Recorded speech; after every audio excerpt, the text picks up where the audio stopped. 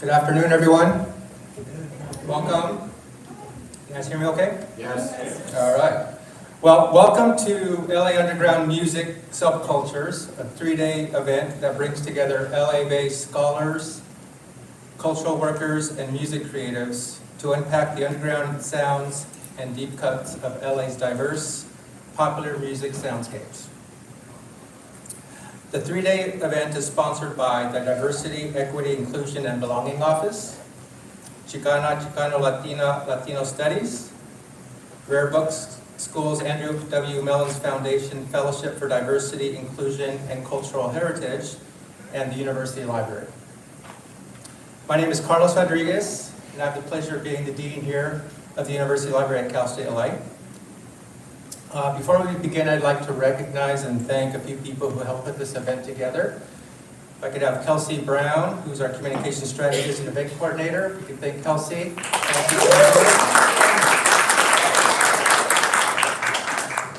Leti Terones, who's our ethnic studies and Latin Heritage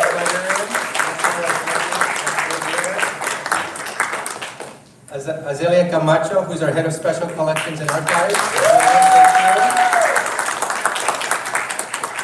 And José Anguiano, who's here in the front, who's our associate professor of the Department of Studies. As I mentioned, today's event is the first of 3 events that will be held over the next 3 days. Tomorrow's event will be the research symposium featuring scholars from across the CSU and UC that will showcase interdisciplinary methods in music research and will be held in the library community room. So I welcome you to attend that tomorrow. On Wednesday, you're invited to participate in a collection event where members of the community will gather to digitize their personal collections of flyers, photos, and other cultural productions while listening to legendary music selector and DJ Alex Transistor. The collection day will be held in the University Library from 4 to 7. So you're all welcome to attend both of those events. Just briefly, I resonate with today's talk. I grew up in Southern California in the 1980s. I grew up in Anaheim in high school, and I went to UC Riverside during college. And I was one of the many Latinx fans of British post-punk bands. Bands such as The Cure, The Smiths, Susie and the Banshees, Joy Division, Echo and the Bunnymen, Love and Rockets, Frankie Goes to Hollywood, Soft Cell, Pet Shop Boys, The Humidity, New Order, Blancmange, OMD, and my favorite, Depeche Mode.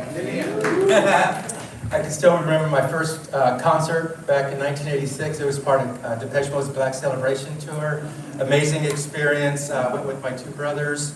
And during the 20s, 30s, 40s, 50s, my life, I've been pretty much surrounded by that type of music.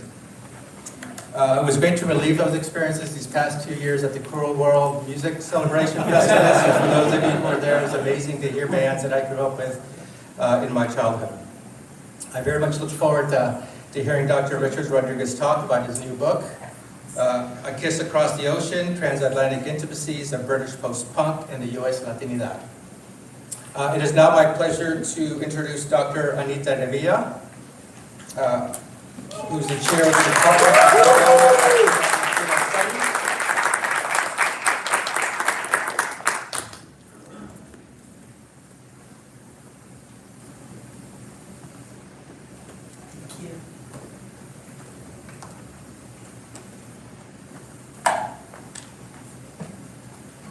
Saludos everyone, welcome and thank you. Thank you so much for having us and for collaborating with us. To the library staff, y'all rock. Y'all literally are the best library staff that I've ever had the honor of working with.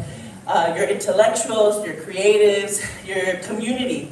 And I think that's one of the things that other people don't understand, that your librarians can be part of your community and plan awesome events like this. So thank you so much. On behalf of Chicana o Latina o Studies at the department here, I'd like to thank you also for just having us, right? Having our students, our faculty, and our prior faculty here, centering our experiences within Latinx Heritage Month.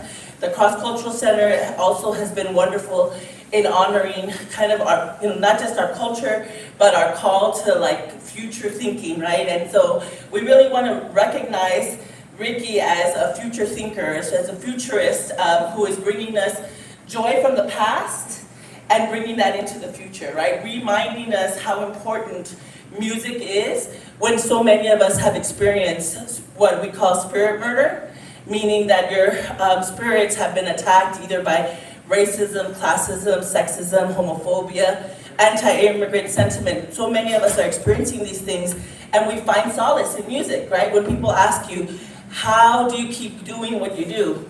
Music, art, teaching for me. I was not a music person. I'm one of the rare non-music people. But my sister was addicted to The Cure. And so I grew up honoring The Cure through her, watching her go through her all black wearing phase, her long hair, dyeing her hair black, even joining her sometimes. I also went through a time in the 80s when our cheerleaders went from dressing like cute little cheerleaders, stereotypical cheerleaders, to wearing all black goth. And so I've seen it, I've honored it, and in elementary school, my music teacher had us sing Culture Clash songs. And what was playing when we came in, he was a gay music teacher, and again, honoring our queer past, right? Whether you were a queer person, a queer teen who wasn't allowed to come out, whether you were a nerdy kid who wasn't expected to go to college in your community or your neighborhood, that's how music binds us, right? That's what brings us joy and connection. So thank you for telling the stories that got you through the place. And thank you to my colleague, José, who is not just my colleague, but is one of my very best friends. We're both Long Beachers. We're part of that Long Beach community.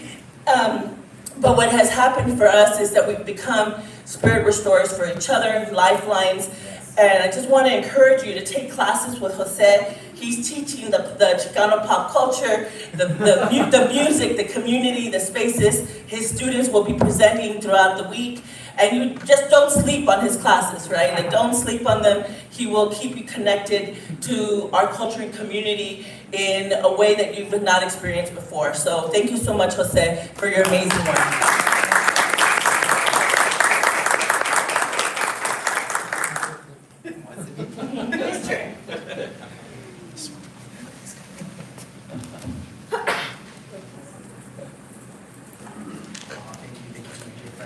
Chair, Anita, for that wonderful introduction. Really, really appreciate that.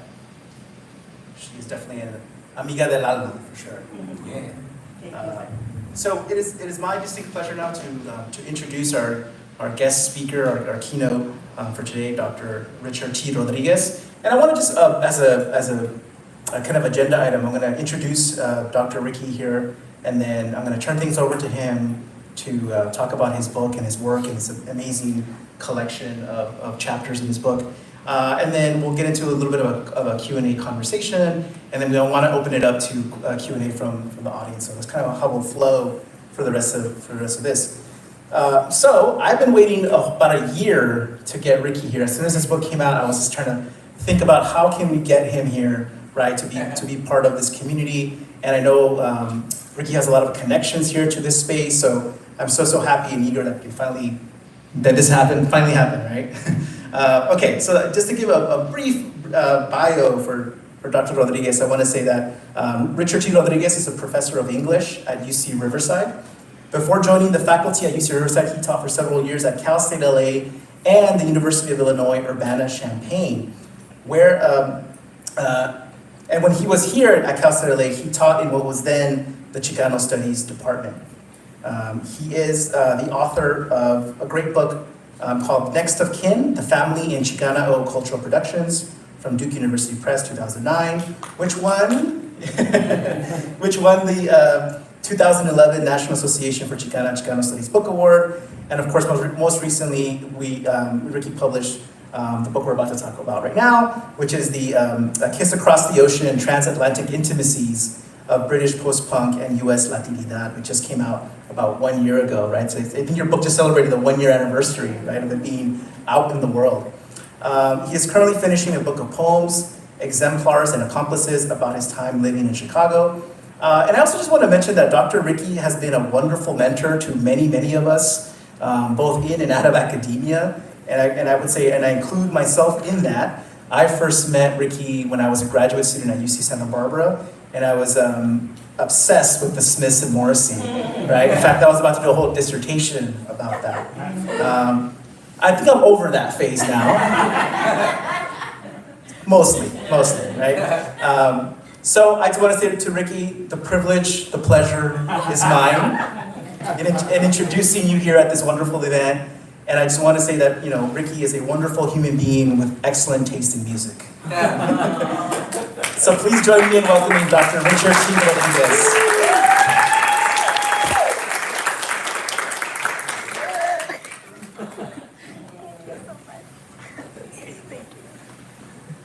Hello.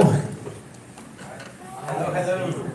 It's a great honor to be here, and I can't tell you how excited I am to be back at Cal State LA and to look into the audience and see some familiar faces and some great friends.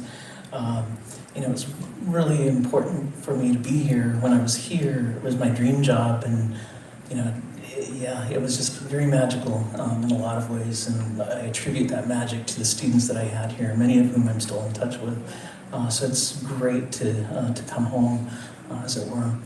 I'd just like to thank everyone who made this event possible, all of the fabulous folks in the library, Carlos, Dean Rodriguez, I feel like we might be related. You were in Anaheim, I was in Santa Ana. And of course, Anita and José and everyone else who just have made this, really fantastic so far. So thank you very much. What I'm going to do is maybe talk a little bit about the book. Can you hear me okay? Yes. Okay. I'll just say a little bit how the book came to be, and then I'm going to read from it, and then we'll segue into the conversation that José was mentioning right now. So this wasn't actually supposed to be a book that I was working on. I was working on something entirely different, and I have about 200 pages of that manuscript that is kind of currently under my bed collecting dust. When I was in Illinois, my last year there, I was sitting at the kitchen table and I got an email announcing a conference on the Pet Shop Boys in Edinburgh, Scotland. And I had just met a couple who've since become very good friends, Kevin and Paul. And they're friends with my friend Joey Terrell, who is the Chicano gay artist here from LA. And we had a really great time in Chicago. And they told me, if you're ever in Scotland, look us up and, we'll hang out. And so, of course, because I loved the Pet Shop Boys and I wanted to go visit Scotland, I submitted a proposal within 5 minutes. And one of the organizers responded and said, this is great, but maybe spend a little bit more time on it. My excitement kind of got the best of me. But anyway, I revised it and sent it back and was fortunately accepted for the conference. And then, I just kind of started thinking about how this might possibly be a book. And the pandemic hit, and, I think, I know with everyone, it just totally changed things. And, being, kind of in confinement and, trying to figure out how to best survive while taking care of business. I was helping my dad recover from his second hip replacement surgery. And for me, it was kind of delving into a project that was more fun than anything. And I was telling someone just earlier that initially it wasn't supposed to have any trace of memoir. It was supposed to be kind of an objective cultural history. And my brilliant colleague at UCR, Michael Jaime Becerra, who's a fantastic writer from El Monte, identified a footnote where it had like a personal anecdote, and Michael was like, this needs to be in the body of the text. And I was like, absolutely not, because it's scary and I don't want to talk about myself. But as soon as I incorporated it into the body of the text, everything just started flowing. I could talk about the cultural history, but I could also talk about my relationship to the music. Yeah. And that, I think, is what gives the book its identity. Since it's been out, one of the best things about the book is that I've been able to make connections with people who have also grown up with this music and, can relate to the personal stories that I'm telling in the book. And that also allows them to share their reflections of how the music moved them similarly. And so it's just kind of been, something that I never expected to happen as far as, kind of having, this reverberation outside of an academic context. there's still academic stuff about the book. There are a lot of footnotes, there's like a lot of citations and all that stuff. But I found that most people kind of, work with them, and they, are able to read it and enjoy it, because of the fact that it is grounded in an experience that they can relate to. And so, I just love the fact that academics, have kind of looked at it weirdly, like it doesn't make any sense, but it makes sense to the people who matter. And that's usually not academics. Well, not all academics. I don't want to be that dismissive. I'm one myself. Okay, so I'm going to read a few paragraphs from the introduction and then a few paragraphs from the first chapter. February 1984, one Saturday morning in Santa Ana, California, I was 12 years old, 1 month shy of entering my teenage years, and already feeling alienated from many of my peers because of the widening divide between us around our respective awakening identities. I also found myself enduring the constant warring of parents who had fallen out of love years ago, but frequently and desperately attempted to stay together for their children's sake. My mother was working long hours at the cosmetics counter at the Broadway department store, struggling to make ends meet to support my sister and me after my father decided to once again flee our frequently contentious household. Not wanting to leave us home alone, she always dropped us off at my Aunt Irene's apartment on weekends, where we would arrive with an arsenal of library books and art supplies to keep us busy until retrieved hours later. Yet on this particular morning, we walked into Irene's apartment precisely as Culture Club's Karma Chameleon, a melodically buoyant yet lyrically lovelorn song that I had recently become obsessed with, given its repeated plays on the radio, arose from the single speaker of a modest television set atop a stereo system. The song seemed to greet our arrival, and what appeared on the screen further lodged the song at the center of my heart. The band's singer, a glamorous, self-assured, and gender-ambiguous figure I would soon come to know as Boy George, captured and held my gaze for the duration of the music video, profoundly moving me and immediately influencing my lifelong attachment to popular music. Like the transformative televisual moments for Alice, the teenage protagonist of Keith English's 2018 film, The More You Ignore Me, who sits transfixed by Morrissey and the Smiths performing This Charming Man on Top of the Pops in 1983. And for gay Black British choreographer Les Child, who in the 2020 documentary, Beyond There's Always a Black Issue, Dear, comes to know himself when first witnessing ballet on the small screen, I suddenly began to see the world anew. This profound perspective manifested not only from a multicolored prism consisting of red, gold, and green, as discerned from Culture Club song lyrics and music video alike, but also through a kaleidoscope of class, gender, race, sexuality, and desire. Karma Chameleon, however, was only the first in the long line of British pop songs and music videos that would touch me in affective and thought-provoking ways. Be it the doubly somber and dramatic synth masterpiece Here Comes the Rain Again by the Eurythmics, which also seemed to play recurrently on the radio alongside Karma Chameleon, or Soft Cell's Tainted Love, an angst-induced self-diagnosis of a spurned lover set to an electronically enveloping sinister beat. This music shook the very foundations of my existence and brilliantly soundtracked an otherwise ordinary life. And so that's from the introduction. And what I'll do now is read from chapter 1, which is titled Red Over White, and it's focused on Susie Sue and Susie and the Banshees. And Red Over White is a B-side to one of their singles, and one that oftentimes doesn't get the recognition it deserved. But I titled this because, there's a lot of, racial politics that infuse the history of Susie and the Banshees. Susie's decision to name herself, or to spell her name after the Sioux Indians, who is witnessing, cowboy Western films on television growing up in Britain during the 1970s, and aligning herself with the Indians over the cowboys because, as she says, the cowboys were just so boring.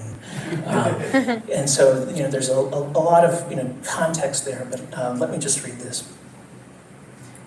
Many of my friends whose teenage years have been marked by some form of trauma induced, for instance, by bullying, alienation, divorce, or poverty, have told me there's a particular album that helped them weather their distress.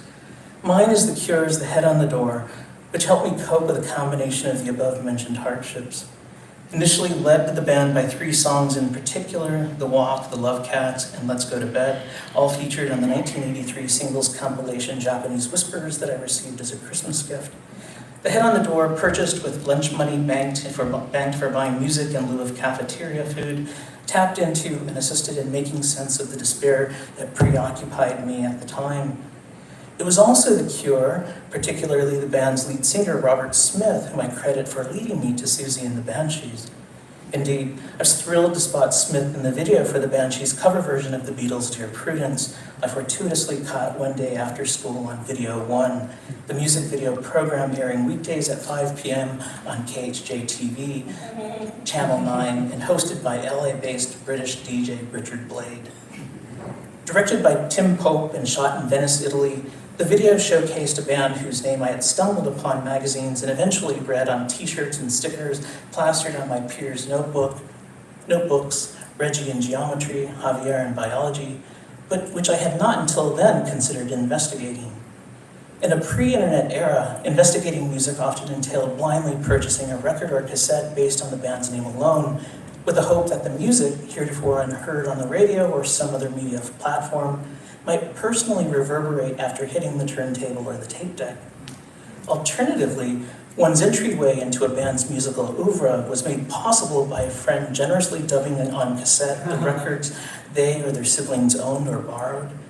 In some instances, a second-generation dubbed tape sufficed for securing one's fandom of an artist whose work wasn't easily obtainable due to difficulty in procuring based on lack of money or record store availability. Music Plus around the corner couldn't compete with the selection at Tower Records and faraway El Toro. Now, while my obsession with The Cure began to wane after The Head on the Door, to be quite honest, 1987's Kiss Me, Kiss Me, Kiss Me, with its much too jaunty first single, Why Can't I Be You, left me cold. It did, however, get transferred onto Susie and the Banshees for my deep appreciation of Hyena, the American version of the LP on which Dear Prudence appears, and their back catalog into which I subsequently dived. Moreover, I was drawn to Susie Sue herself in no small part due to her unapologetic display of unshaved armpits and icy disaffection in the Dear Prudence video, a visual analogy of sorts to the directive, fuck off. Furthermore, the range and exuberance of her singing voice, enlivening but sarcastic and bold on enlivening but sarcastic on Slow Dive, distressed and breathless on Obsession, or frenzied yet bold on Monitor, resonated as a force that was as aggressive as it was empowering. Susie, in short, appeared to me at the right place and at the right time. As if recounting my own personal history, Benjamin Harper, in his essay Black Eyeliner and Dark Dreams, writes, quote, "As a chubby, alienated gay teen, I was searching for someone, anyone, who could tell me being different was okay. When I saw Susie in her signature thick eyeliner and hair teased as if she had just stuck her finger into an electrical outlet, something clicked. This woman was a weirdo, and completely unrepentant about it. I knew she was the one for me." In a similar vein, feminist journalist and music historian Lucy O'Brien corroborates, "To me then, an idealistic sixth-form innocent, timorous yet aching to enter the wild-strained androgynous world she and her coterie seemed to signify, Susie was the one who knew. A woman who had surely been to the edge, nay, was living on it, study of which would somehow give us access. Although she was a lone woman among men, Susie to me symbolized a kind of sisterhood. And while drawn to the likes of The Jam and The Clash, Chicana punk icon Teresa Covarrubias, lead singer of the East LA band The Brat, notes that, quote, "Immediately the most striking were the women, Polly Styron, Susie Sue, The Slits, these really wild women. To me, that was so encouraging to see this whole wave of new music coming out with all these women was just amazing, amazing. It was what first got me to thinking, hey, I can do this too." And it is precisely this rousing outsider connection to Susie, a bond shared by many women, queers, Latinas, Latinos, and Latinx queers, we are entranced, spellbound, that elucidates the post-punk transatlantic touch that guides this book. And let me just say read one more paragraph. As with other artists, No, I'll stop there. And yeah, we can switch over to the conversation with Professor Anguiano. Thank you.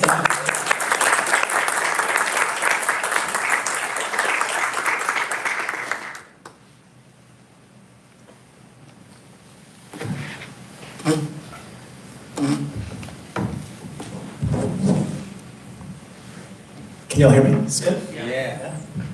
All right, thank you, everybody. So, I just want to have a conversation about the kind of some of the overarching themes of the book, and we're celebrating, of course, the publication of this wonderful book. And so my students and I are currently reading this book, and so they have kind of some in-depth specific questions that I've been asking them to generate, and I have books as an incentive for them too. So we're gonna get to maybe some other questions a little bit later, but for folks that haven't read the book, I wanted to have a conversation with Ricky about some of the larger ideas that he's sharing with us about this particular scene, the music, right, the vibes. So I want to start off by saying, of course, that this is an amazing book that you all should run out and buy right away. And if you haven't had a chance to look at it, I will say, in my view, right, it's part memoir, as Ricky was mentioning earlier, part academic analysis, and I would also say, to me, it was part detective work. Because I feel like you had so many of these like hidden stories or hidden connections within this relationship, right, between the British post-punk musicians and Chicanx, Latinx communities here and everywhere around the globe, right? So for me, it was also fun to kind of get that hidden history as well. That was a really enjoyable part of the book for me too.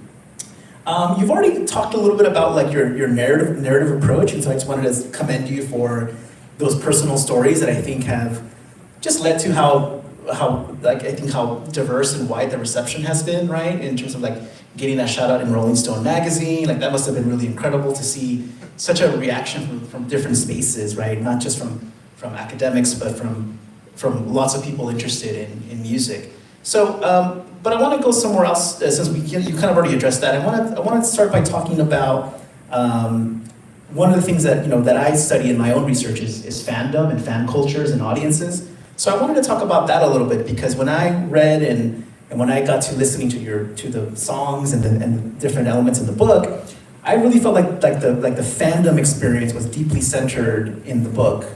I feel like even the many musicians that you profile, right?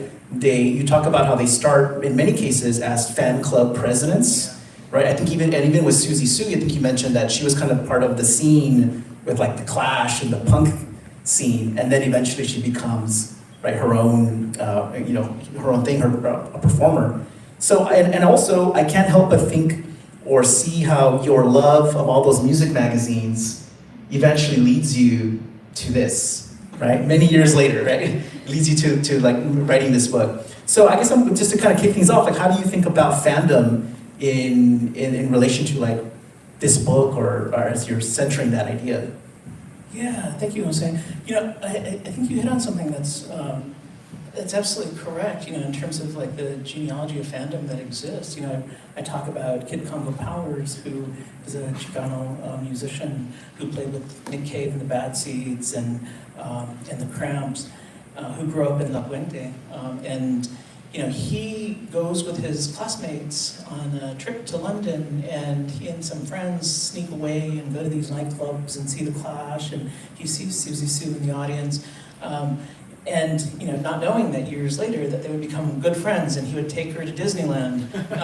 And the book has a photo of them riding the rocket ships at Disneyland. But Kid was also the president of the West Coast Ramones fan club. And so I think a lot of these artists start out as fans. They're inspired by the musicians that they're listening to, and they eventually take to the stage and create their own music. And I think throughout the book, I talk about the formative influence that artists like David Bowie, who we just heard a while ago, and Roxy Music, and the New York Dolls, and all the glam bands that came before punk were very inspirational to these artists. And I used the term post-punk, not in this very cliched way. There are always people who are like, well, post-punk is this, this, and this. And of course, I was going to get a review by some, stodgy, dude who was like, well, he's talking about post-punk, but he's not talking about Gang of Four, and, all these, bands that. I wanted to use post-punk as a way to register, historical moment that comes after punk's initial, appearance, and the music that might be dismissed as pure pop, as nonetheless still having elements of punk in it. But I say this only because it is that sense of fandom that is important as far as kind of not only creating one's own identity as a musician and artist, but also being able to register the various influences that they draw on in order to make their music and to kind of help kind of craft their sense of style both musically and Yeah, and I just appreciated too that it felt like your centering of that felt like also like it's giving fandom a more active, more creative kind of process versus kind of like a more, I don't know, conservative view of fandom that's internal, that is in some ways sort of seen as almost like a negative obsession of some kind or unhealthy obsession of some kind, rather than like a creative, positive force in the world that can then lead people to all sorts of things, creating their own art, right? Pursuing their own kind of things in life that they want to do.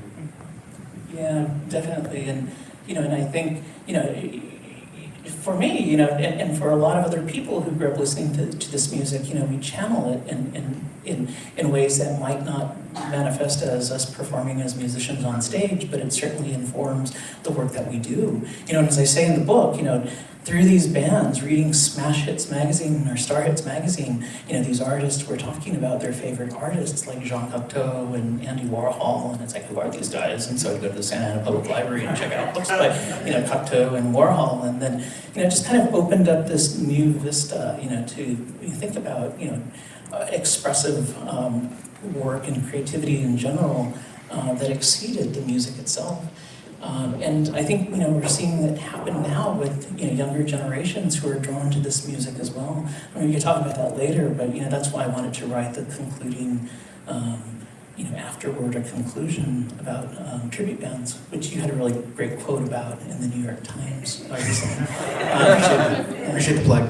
But also, and I think also, right, we can maybe ask some of my students in here later, right, about that kind of like new generation of fandom, right, for some of these same bands, right, and kind of where that comes from, how that develops too, right? I want to move on to the next question I wanted to ask you about is I think one of the you mentioned this in your introduction reading.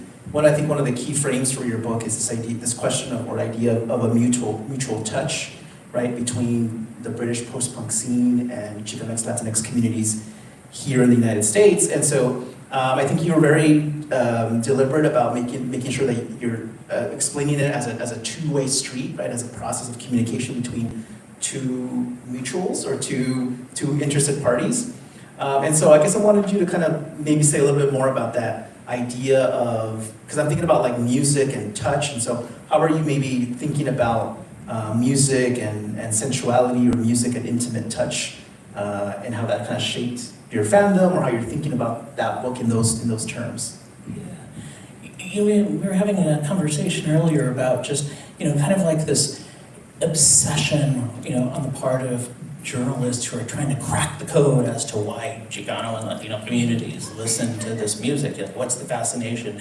And then all those horrible articles, name names, but safe space.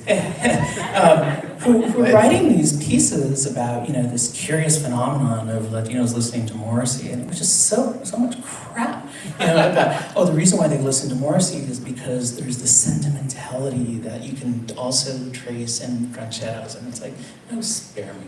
And really that it's like this lack of historical context, which is it's like we're growing up in the States too. We're second, third, one first, 1.5 generations who, are listening to our parents' music as well as listening to the music that our friends are turning us on to.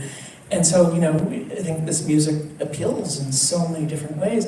And so what I wanted to do is kind of flip the script in the way that, it wasn't about trying to figure out, what was going on behind this curious phenomenon. I wanted to show that these British bands were similarly influenced by Latino culture, that they would come to the United States, that they would interact with Mexican American or Cuban American or Puerto Rican cultures, and that would make those cultures would make their way into their music, in the lyrics, in the videos, in their romantic relationships. David Sylvian, the singer of the band Japan, was with Ingrid Chavez, who was one of Prince's proteges. Just wanted to throw that out there. But it was kind of a two-way street, like you're saying, and I wanted to stop short this weird kind of obsession that pitted Latinos as kind of like these backwards creatures who just happen to stumble upon Morrissey. It's like, no, they're paying attention to what we're doing as well, and our history is just as important. Sometimes it's a distorted version of that history, but nonetheless, they're still kind of taking stock of this history and incorporating it into their musical output, the way that they're writing, their personal interactions, all of those things. And so that's also the impetus to title the book A Kiss Across the Ocean, because I wanted to talk about the way that the kiss kind of operates in multiple directions. It's not just unidirectional, but it travels from the UK as well as to the US and vice versa. And at what, speaking of that too, like at what point did you come across the title? Because the title, right, A Kiss Across the Ocean, just fits so perfectly. So did you discover that kind of perfect analogy for your book like early on, or were you kind of going through this process and realized that there's this whole concert, right, that had that title that just fits so perfectly with what you were writing about? Yeah. It had a terrible title early on. It was Latino UK. It's like, oh God, who'd want to read that? But it actually came to me much later, and I remembered the name of the Culture Club concert, which was titled A Kiss Across the Ocean. And I liked it, for reasons I explained before, but also, as I say in the book, the thing that I like about this idea of the kiss is that in order for a kiss to be fully realized, it has to meet its intended target. Whether it's a physical kiss or a kiss that's blown, the kiss has to reach the surface of its intended target in order to realize its affective intention. And so I liked that, that this kiss could travel, like I was saying before, in multiple directions. And I thought it worked perfectly. But I was a little afraid that Culture Club was going to sue me. But no, it was fair game. I even like the idea of connecting like music with touch. So as a sound wave, or we tend to think about music as like an invisible kind of sonic force. But there's something there about the way it touches us, right? Sort of physically as well, whether it's sort of in the space of concerts, but also transnationally or transatlantically, right? So I really appreciate that. It seemed like a very valuable way to kind of conceptualize that relationship. Yeah. Just checking the time here, because I do want to get some questions from students and folks in the audience as well. Let's see, I think the other thing I wanted to bring up was, I think you already kind of mentioned this, right? Just that important distinction that I think you're of course so spot on to bring up, this distinction between Ricky's book, right, is focused not on the why do Latinos like this particular kind of music, right, but the how, the development of this relationship, that hidden history. And I just kept thinking back to how it speaks to maybe how invisibilized, right, we are in this scene, that people can't fathom that we were also like K-rock listeners, and we also, love going to Cruel World festivals, and that we've been part of these scenes right from the very beginning, and that we continue to be part of those scenes up until now. So I don't know if you want to add anything else about kind of that kind of invisible, but also at some parts of the book you mentioned how we're also not visible and seen sometimes as like interlopers or posers or. Yeah, thanks for that question. I just wanted to say, Carlos, I was at that Depeche Mode concert in 1986 too. the Black Celebration tour. I went to the Irvine Meadows show. And at that time, it was kind of like, you kind of spotted the black and brown faces in the audience. And I'm like, I see it. Whereas now, it's kind of like, a little bit more obvious. You go to Cruel World and it's like, half the audience, if not more, is non-white. But yeah, I think, and this kind of goes back to a question that you asked earlier that I didn't answer. It was really just poring over these magazines and newspapers, and kind of finding these, just kind of random comments or, these various citations that just kind of got, went unknown. And those sources were so important to me, and it was kind of like sometimes a game of cat and mouse where it was like, how am I going to find this very rare issue of a magazine that I know exists, but it's $300 on eBay. And I went to the British Library in London, and sometimes they would have, they would always have incomplete sets of magazines, but sometimes the magazine that you weren't looking for that's there actually had something that was nonetheless useful. And so, I just feel like that information was really important. But going back to the concert question, I talk about it in the book how sometimes people would make comments like, they went to see Adam Ant and this couple thought I was there to sell pot. And it was so bizarre. People asking, "Oh, are you a fan?" And it hasn't ended.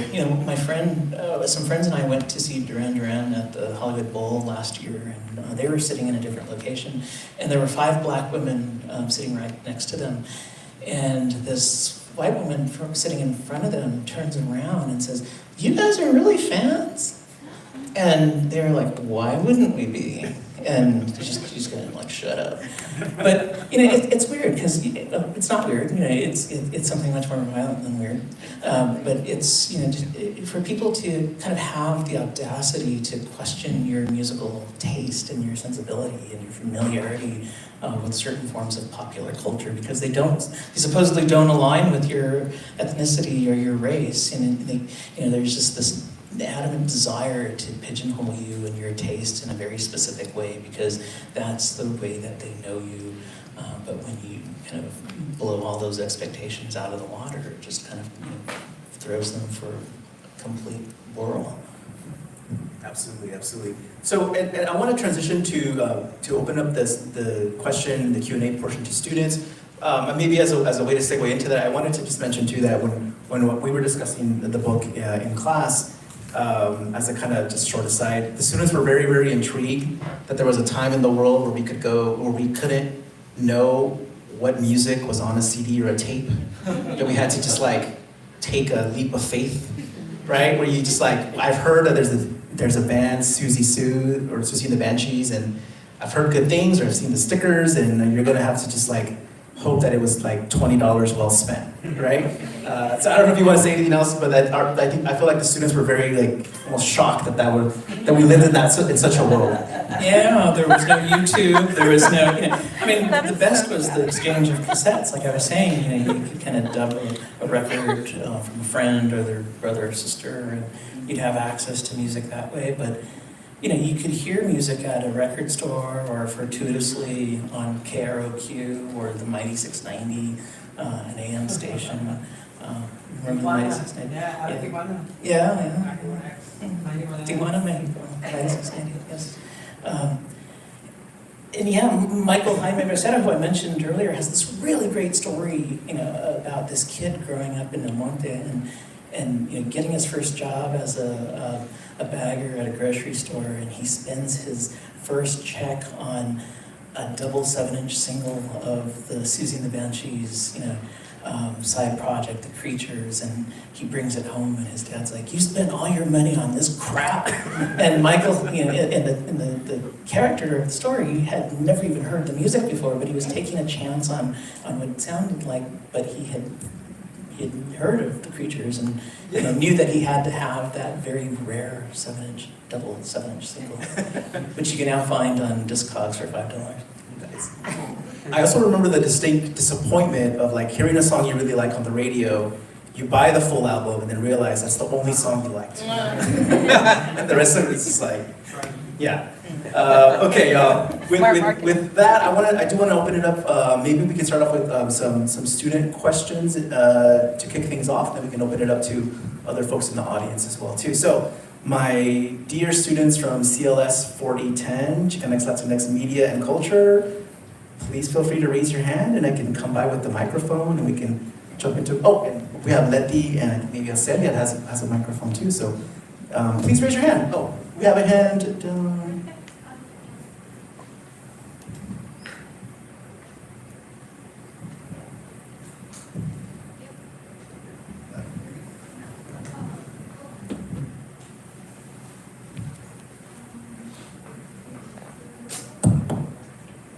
Testing.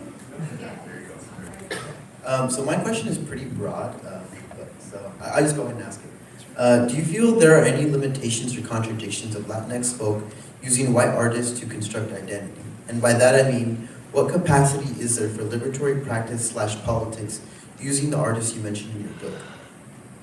That's a great question. I just don't think culture is pure in the sense that, there's like some essentialist culture that we have to gravitate towards, and I think, especially growing up in this particular moment, you gravitate towards, forms of difference that allow you a sense of belonging or things that you can kind of latch onto that register your difference from the mainstream culture. And, it might not align politically, with your sensibilities, but it's a way to identify with something that kind of gives you a sense of solace through that difference. And I think, we can also point to the way that this music has had a profound impact on artists from Latin America. My colleague Jorge Leal, who's in the audience right there, who's writing a book on rock en español, a lot of the artists who, were coming out in the 80s and 90s are listening to this music as well. We were talking about Los Fabulosos Cadillacs, who played last night at the Hollywood Bowl, who are sampled by the Pet Shop Boys, and bands like Caifanes, have cited Susie and the Banshees and The Cure as formative influences. And a lot of these artists will travel to Mexico City and various places in Latin America because the music has had such a profound impact on people outside of the United States. I think it's the same with everything. You can always find the problematic elements of culture, and there might be issues with respect to the way that that politics are tendered, but you also learn to negotiate them. One of my favorite formulations is by the late Black British Jamaican scholar Stuart Hall, who gives us the framework of encoding and decoding. And for Hall, encoding is the way that the dominant media industry imparts a dominant message onto the audience. But the audience has power in deciphering those messages, and what Hall says is that the practice of decoding entails 3 different ways of reading media messages. There is the dominant way of reading media, which is to accept it at its face value. There's the resistant way to read media, which is to just discard it altogether. And then there's the negotiated way, where you recognize the problematic elements of it, but you still find some sort of gratification and solitude in whatever cultural product you're working with. And so I think it really is about being able to navigate the complexities of popular culture and cultural expression in general. Thank you for the question. Excellent question. I had seen a hand up here earlier. I think yeah. So I grew up on this music as well, and I was born in 2001, and I have a little brother who was born in 2014, and just yesterday I caught him singing a Depeche Mode song. So with that being said, my question is, why do you feel this music transcends its time period, and what characteristics draw fans to this music despite not being alive during the peak of that era? I think the music is just good, and it's it kind of moves you in various ways. But I still think that, there's a way that these artists kind of index a kind of cultural difference that draws people to them in ways that popular culture in general might not do. So for example, I have a 13-year-old niece who's growing up in Clovis in the Central Valley, and she just hates Taylor Swift, and she loves Susie and Robert Smith, and she totally identifies them because they're outsiders, and that music, reverberates, for her in the way that it did for me. So I think that, the music is still,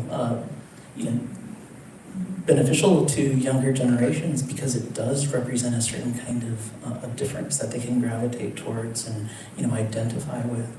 And which isn't to say that there aren't, plenty of bands that exist now, but I think this music has kind of taken off. You hear it more often. You can go to the grocery store and hear a Depeche Mode song now.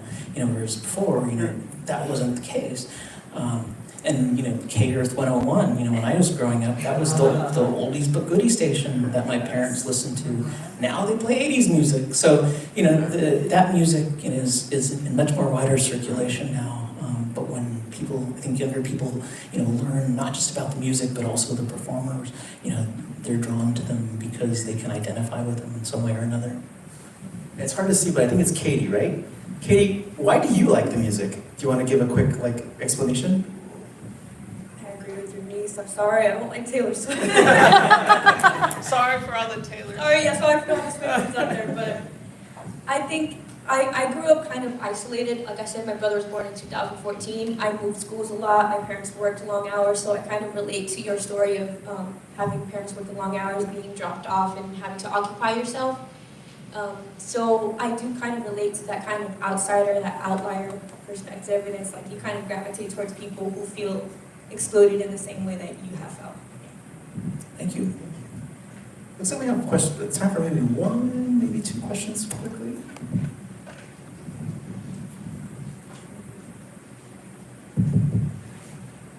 In the back. Yes, go ahead, Joshua. Yeah.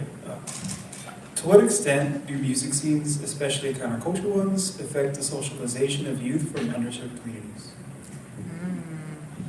That's great. I think there are lots of different examples that we can point to. It's the music, but it's also the scenes that are created around that music.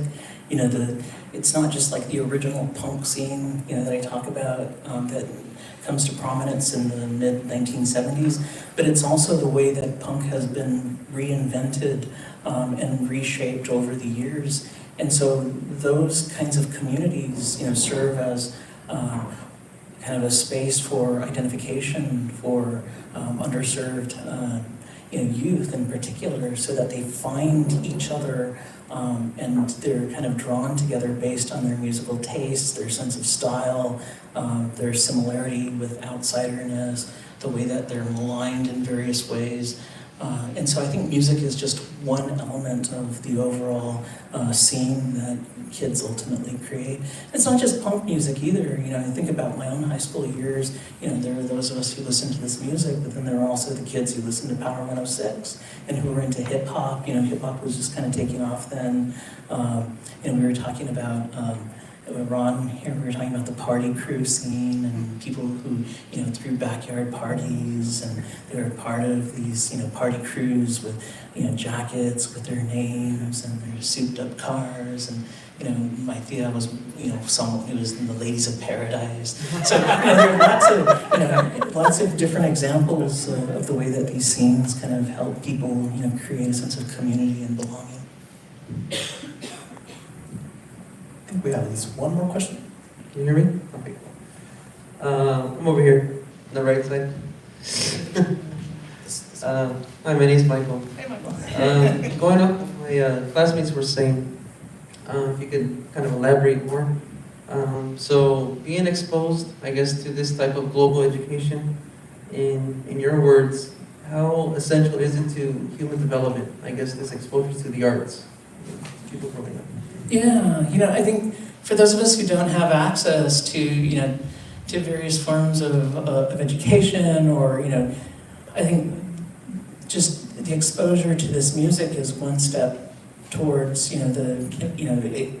introduction to various forms of art on a global scale, right? I mean, you might listen to a song by the Smiths and you have never heard the name Oscar Wilde, and you go to the library or the bookstore and look for a book by Oscar Wilde and read the Portrait of Dorian Gray, and it just kind of opens your world to Victorian British literature.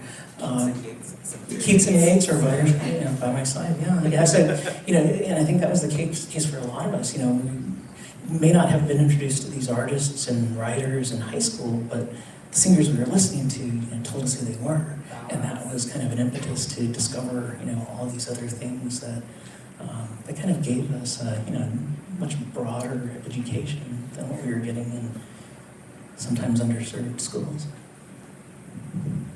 I appreciate all the student questions. I wonder if maybe there's time for one non-student question before we wrap up today's event. Since you have a cure shirt, you have to. Yeah. Hi, I guess one quick comment and then question, but I've been reading the book, and I just want to say I love how it starts about you watching, seeing, right, Boy George on the screen. Because when I was 8, I was watching TV. It was on TV when they were still, showing music videos. And they were doing a special, Boy on Culture Club. And I remember just watching there, and the first music video was "Do You Really Want to Hurt Me?" and then Karma Chameleon, and I was just fixated by Boy George. And I was like, wow, this is the prettiest person I've seen in the world. And I just started looking at it, and I just have been consumed. At that moment, I was hooked by Culture Club, and then slowly started, consuming the rest of the similar music. And I guess my question for that is, how do you see, and I talked a little bit about the book, how do you see this music and the connection to the queer subculture here for Latinx folks? How do you see the connection there? This book is totally queer if you haven't picked up on it. But yeah, I think it's the example that you gave of Culture Club and Boy George, he himself is coming out of the punk movement, and he says in his autobiography, Take It Like a Man, that he just kind of abandoned the punk scene because it had stopped being inclusive of, gender experimentation and, fluid sexuality, and it just became a bunch of, straight dudes gobbing and, kind of making, life miserable for them. And so then they subsequently form a scene called the New Romantic scene, although they weren't self-identified as such, but the media kind of gave them that name. But all of that to say, I think there's a definite queer thread that runs through all of this music, from the punk scene, where, you kind of, are always, especially in the British context, it's always the Sex Pistols and the Clash and the Damned, but it's like the Slits were there, Polly Styron, who was a biracial singer for the band X-Ray Specs. There was so much queerness that was part and parcel of the punk scene, and then you can kind of see it just blossom with this scene that I'm writing about now. Boy George, Pete Burns, the lead singer of Dead or Alive, Marilyn, who was Boy George's frenemy, who looked like Marilyn Monroe, and of course, Boy George was closeted at the time. A journalist asked him, are you gay? And he's like, well, I prefer a cup of tea over sex any day. And it's like, are you all right? But he eventually comes out, and I think that, during the 1980s, there's that, that need to stay closeted because of what it means to come out in the way that, you're a constant fear that you're going to be, maligned and your popularity is going to decline. But then there were also other bands like Bronski Beat that were very open about their sexuality and were singing against Clause 28 in Britain, which was this anti-queer bill that they were trying to pass. The two singers of Frankie Goes to Hollywood, Holly Johnson and Paul Rutherford, were just explicitly queer. So there was a lot of, experimentation with gender, and also, just the need to foreground queer sexualities that that I wanted to capture in this book. And every single artist, including a band like Blue Rondo a la Turk, which is kind of like these straight dudes, but I'm like, nah, there's something queer about them too. So yeah, thank you for picking up on that. I just want to also just encourage folks to continue this conversation tomorrow at the Research Symposium and on Wednesday at the Music Collecting event as well. And maybe a little bit even after this event, if Dr. Ricky will hang out with us for a little bit. Yes, I'll be here. So thank you all very much. Thank you to our guests, our honored guests. Thank you very much. Thank you for your attendance. Thank you to my students. And I do have books for folks that ask the questions. If anybody wants the book, please come see me. Thank you all. Thank you so much.